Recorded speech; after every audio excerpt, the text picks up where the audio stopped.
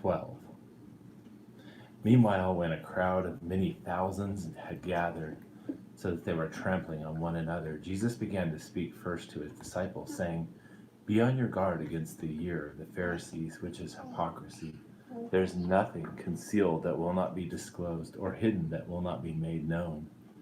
What you have said in the dark will be heard in the daylight, and what you have whispered in the ear of the inner rooms will be proclaimed from the roofs. I tell you, my friends, do not be afraid of those who kill the body, and after that can do no more. But I will show you whom you should fear.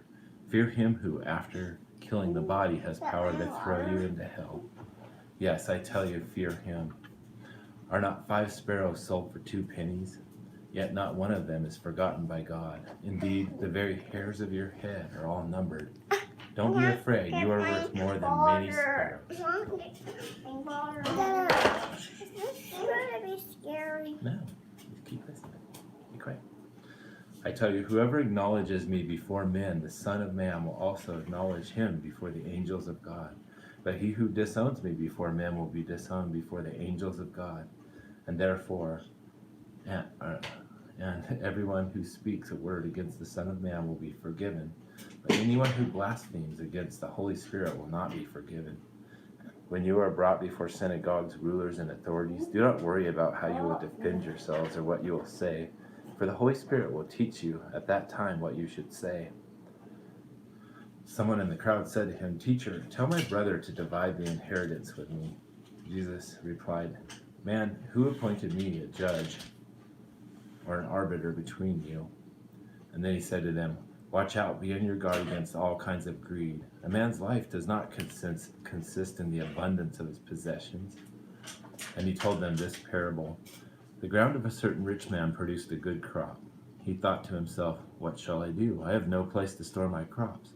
And then he said, "This is what I will do. I will tear down my barns and build bigger ones, and there I will store all my grain and my goods.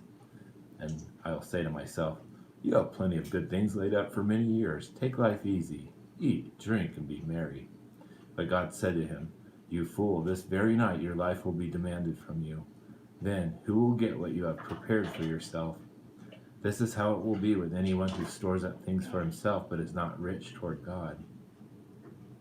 Then Jesus said to his disciples, "Therefore I tell you, do not worry about your life, what you will eat, or about your body, what you will wear." Are there 2 Jesuses? No, there's just one Jesus. "Life is more than food, and the body more than the clothes. Consider the ravens. They do not sow or reap. They have no storeroom or barn, yet God feeds them. And how much more vulnerable you are, or valuable you are than birds? Who of you, by worrying, can add a single hour to his life? Since you cannot do this very little thing, why do you worry about the rest? Consider how the lilies grow. They do not labor or spin. Yet I tell you, not even Solomon in all his splendor was dressed like one of these. If that is how God clothes the grass of the field, which is here today and tomorrow thrown into the fire, how much more will he clothe you, O you of little faith?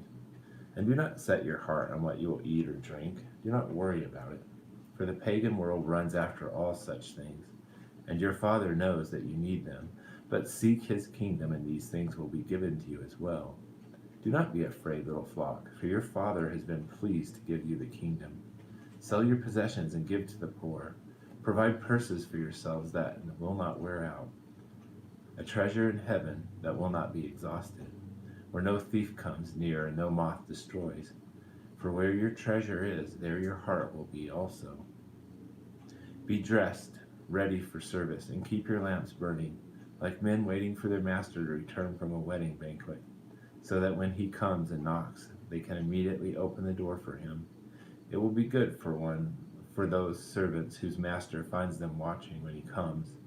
I tell you the truth, he will dress himself to serve, will have them recline at the table, and will come and wait on them. It will be good for those servants whose master finds them ready, even if he comes in the 2nd or the 3rd watch of the night. But understand this, if the owner of the house had known at what hour the thief was coming, he would not have let his house be broken into. You also must be ready, because the Son of Man will come at an hour when you do not expect him. Peter asked, Lord, are you telling this parable to us or to everyone? The Lord answered, Who then is the faithful and wise manager, whom the master put in charge of his servant to give them their food allowance at the proper time? It will be good for that servant whom the master finds doing when he returns. I tell you the truth, he will put him in charge of all his possessions. But suppose the servant in charge of all suppose the servant says to himself, My master is taking a long time coming, and then he begins to beat the maidservants and the menservants, and to eat and drink and get drunk. The master of that servant will come on a day when he does not expect him, and an hour he is not aware of. He will cut him to pieces and assign him a place with the unbelievers. That servant who knows his master's will and does not get ready or does not do what his master wants will be beaten with many blows. But the one who does not know and does things deserving punishment will be beaten with few blows. From everyone who has been given much, much will be demanded, and from one who has been entrusted with much, much more will be asked. I have come to bring fire on the earth, and I wish it were already kindled, but I have a baptism to undergo, and how distressed I am until it is completed. Do you think I came to bring peace on earth? No, I tell you, but division. From now on there will be 5 in one family divided against each other, 3 against 2 and 2 against 3.